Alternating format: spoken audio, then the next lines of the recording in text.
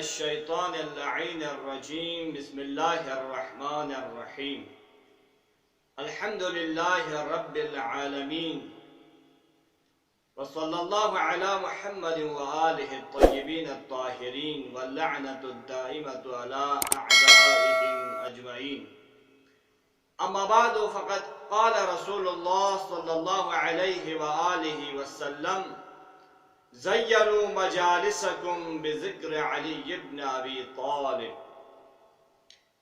ناظرین کرام، سب سے پہلے آپ تمام دوستان کی خدمت میں مولائے کائنات امیر المؤمنین علیہ السلام کی ولادت باسعادت کے حوالے سے مبارکباد عرض کرتا ہوں۔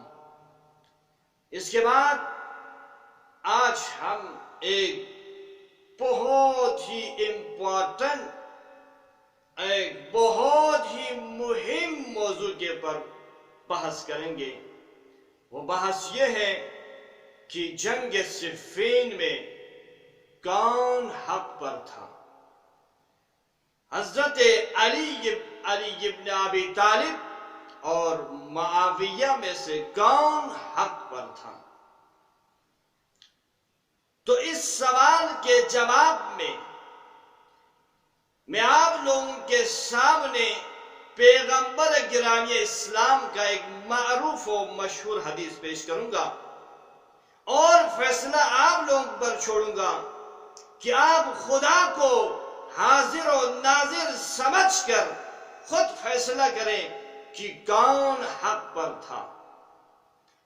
چنانچہ ایک دن پیغمبر گرامی اسلام نے حضرت عمار سے خطاب کرتے ہوئے ارشاد فرمایا، یا عمار تقتلک فئۃ باغیہ یدعوہم الی الجنہ ویدعونہ الی النار۔ فرمایا، اے عمار، تجھے ایک باغی گروہ قتل کرے گا، تم ان کو جنت کی طرف بلا رہے ہوں گے اور وہ تمہیں جہنم کی طرف بلا رہے ہوں گے۔ تو عزیزان محترم، عمار کے قتل نے یہ واضح کر دیا کہ کون حق پر تھا اور کون باطل پر، کون حق کی راہ میں لڑ رہا تھا اور کون باطل کے راہ میں۔ چنانچہ جب معاویہ کو یہ بات پتہ چل گیا تو اس نے فوراً یہ بات کہہ دیا، عمار کو قتل کرنے والے ہم نہیں ہیں، بلکہ عمار کو قتل کرنے والے خود علی بن ابی طالب ہے۔ کیوں؟ اس لیے کہ عمار کو جنگ میں لانے والا خود علی بن ابی طالب ہے، لہذا نعوذ باللہ اس کا قاتل بھی علی ہے۔